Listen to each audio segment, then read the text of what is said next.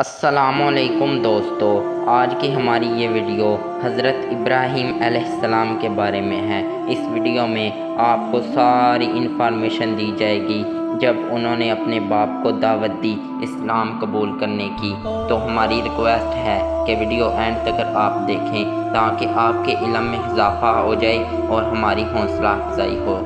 اہل کتاب لکھتے ہیں کہ جب تارح کی عمر 75 سال ہوئی تو ان سے ابراہیم، ناہور، ہارون پیدا ہوئے۔ ہاران سے حضرت لوط پیدا ہوئے۔ وہ یہ بھی لکھتے ہیں کہ حضرت ابراہیم تارح کے درمیانی بیٹے تھے۔ جب حضرت ابراہیم نے حضرت سارہ کے ساتھ شادی کی تو ان کے بھائی ناہور نے اپنی بھتیجی مقلا بنت ہارون سے اور یہ کہتے ہیں کہ تارح اپنے بیٹے حضرت ابراہیم اور ان کی بیوی سارہ اور ان کے بھتیجے لوط بن ہاران کے ساتھ روانہ ہوئے اور کلدیانوں کی سرزمین سے ہجرت کر کے ارض کنعان آ گئے۔ وہ ملک کنعان میں ہاران نامی جگہ پر اترے۔ یہیں تارح مالک حقیقی سے جا ملا۔ اس وقت ان کی عمر 250 سال تھی۔ اس سے پتہ چلتا ہے کہ حضرت ابراہیم ہاران میں پیدا نہیں ہوئے بلکہ آپ کلدیانوں کی سرزمین میں پیدا ہوئے، اور کلدیانوں کی سرزمین بابل اور اس کے ارد گرد کا علاقہ ہے۔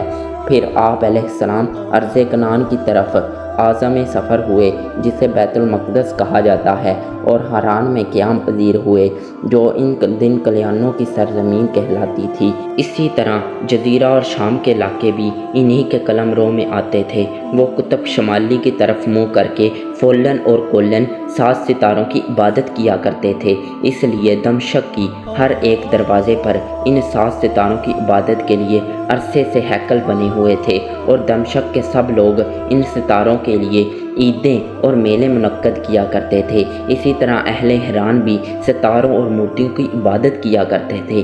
ان دنوں پوری دنیا میں تقریباً بت پرستی کا دور دورہ تھا۔ صرف حضرت ابراہیم، ان کی زوجہ محترمہ حضرت سارہ اور ان کے بھتیجے حضرت لوط اس لعنت سے محفوظ تھے۔ حضرت ابراہیم ہی وہ واحد ہستی ہیں جن کے ذریعے اللہ تعالیٰ نے ان فتنوں کا ازالہ فرمایا اور اس گمراہی کو ختم کیا۔ اللہ تعالیٰ نے بچپن سے ہی حضرت ابراہیم کو دانائی عطا فرمائی تھی، اور جب آپ جوان ہو گئے تو انہیں رسالت کے منصب پر فائز کر کے اپنا خلیل ہونے کا شرف ادا کیا۔ اللہ تعالیٰ نے قرآن مجید میں فرمایا ہے، اور یقیناً ہم نے عطا فرمائی تھی ابراہیم کو ان کی دانائی، اس سے پہلے ہم ان کو خوب جانتے تھے، یعنی وہ اس مقام مرتبہ کے لائق تھے۔ سب سے پہلے حضرت ابراہیم علیہ السلام نے اپنے باپ کو دعوت دی۔ آپ کا باپ بھی بتوں کا پجاری تھا، اس لیے سب سے زیادہ حقدار تو وہ تھا کہ اسے خلوص کے ساتھ نصیحت کی جائے۔ جب حضرت ابراہیم علیہ السلام نے اپنے باپ کو دعوت دی تو انہوں نے اسلام بالکل نہ قبول کیا۔ امام بخاری رحمۃ اللہ علیہ حضرت ابو ہریرہ سے روایت کرتے ہیں کہ حضور نبی کریم نے فرمایا، قیامت کے روز حضرت ابراہیم اپنے باپ آزر سے ملاقات کریں گے جبکہ اس کا چہرہ بری طرح آلودہ ہو چکا ہوگا۔ حضرت ابراہیم اس سے کہیں گے، میں تمہیں نہ کہتا تھا میری نافرمانی نہ کر؟ آزر کہے گا، آج میں تیری نافرمانی نہیں کروں گا۔ تب حضرت ابراہیم بارگاہ الہی میں عرض کریں گے، اے میرے رب، تو نے مجھ سے وعدہ کیا تھا کہ تجھے قیامت کے دن رسوا نہیں کروں گا، بھلا اس سے بڑی رسوائی اور کیا ہوگی کہ میرا باپ مجھ سے دور رہے؟ اللہ تعالیٰ فرمائے گا، میں نے کافروں کے لیے جنت حرام کر دی ہے۔ پھر حضرت ابراہیم سے کہا جائے گا، اے ابراہیم، آپ کے پاؤں کے نیچے کیا ہے؟ آپ فوراً دیکھیں گے تو آزر خون میں لت پت ملا ہوگا، پھر اس کے جوڑ جوڑ کو لے کر آگ میں ڈال دیا جائے گا۔ اس حدیث کو فقہ ابراہیم میں صرف انہوں نے ہی روایت کیا ہے۔ قرآن کریم کی سورۃ الانبیاء میں اللہ تعالیٰ نے فرمایا ہے، اور آپ بیان فرمائیے ان کے سامنے ابراہیم کا قصہ جب آپ نے اپنے باپ اور اپنی قوم سے کہا کہ تم کس کی پرستش کرتے ہو؟ انہوں نے کہا، ہم تو پوجتے ہیں بتوں کو، اور ہم انہی کی پوجا میں ہر وقت مصروف رہتے ہیں۔ آپ نے پوچھا، بھلا یہ بتاؤ کیا وہ سنتے ہیں تمہاری آواز جب تم انہیں پکارتے ہو، یا تمہیں کچھ نفع پہنچا سکتے ہیں یا ضرر پہنچا سکتے ہیں؟ انہیں لاجواب ہو کر کہا، بلکہ ہم نے تو پایا اپنے باپوں کو کہ وہ یوں ہی کیا کرتے تھے۔ آپ نے فرمایا، کیا تم نے دیکھ لیا ان کی بے بسی کو جن کی تم پرستش کرتے ہو؟ تم اور تمہارے گزشتہ آباء و اجداد، پس وہ میرے دشمن ہیں سوائے رب العالمین کے جس نے مجھے پیدا فرمایا، ہر قدم پر میری رہنمائی کی، مجھے کھلاتا بھی وہی ہے، مجھے پلاتا بھی ہے، اور جب میں بیمار ہوتا ہوں تو وہی مجھے شفا بخشتا ہے، اور جب مجھے مارے گا تو پھر زندہ کرے گا، اور جس سے میں امید رکھتا ہوں کہ وہ بخش دے گا میری خطاؤں کو، میرے روز جزا کو۔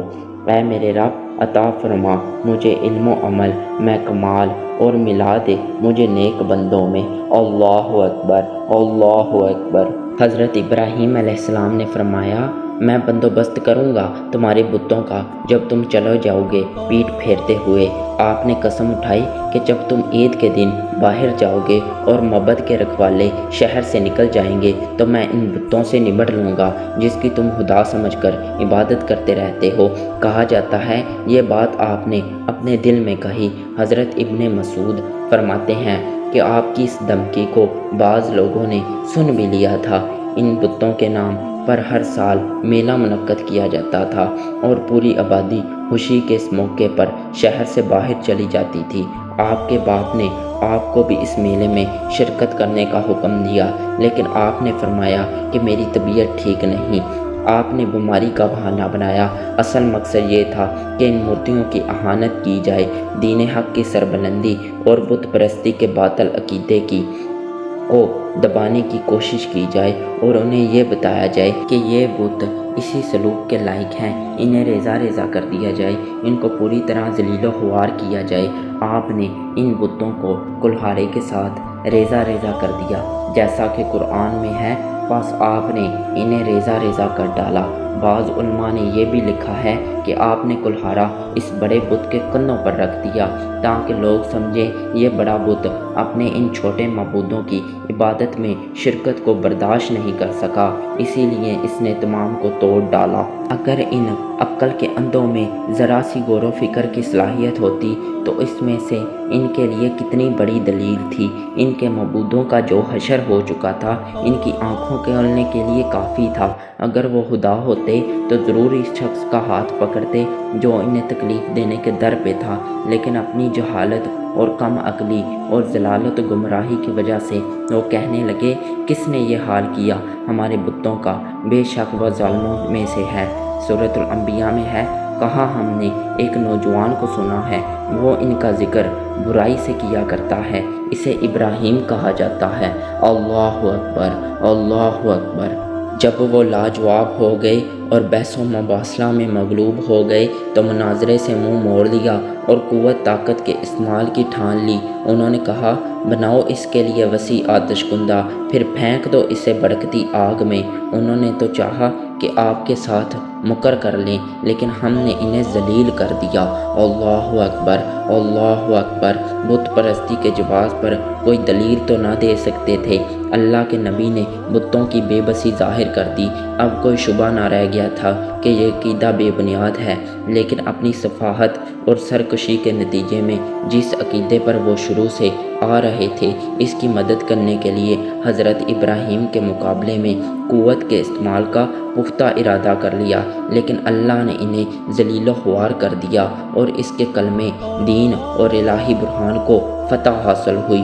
دوستو، اگر یہی واقعہ آگے لے کر جاتے رہے تو ویڈیو گھنٹوں تک چلی جائے گی اور ویڈیو کافی لمبی ہو جائے گی، اس لیے اس کا نیکسٹ پارٹ اگلی ویڈیو میں آئے گا۔ اگر آپ کو یہ ویڈیو اچھی لگی ہو تو کمنٹ باکس میں لازمی بتائیے گا، چینل کو سبسکرائب کیجیے گا، ویڈیو کو لائک کیجیے گا۔ ملتے ہیں کل ایک نئی ویڈیو میں اس سے اچھی ویڈیو میں، تب تک کے لیے اللہ حافظ۔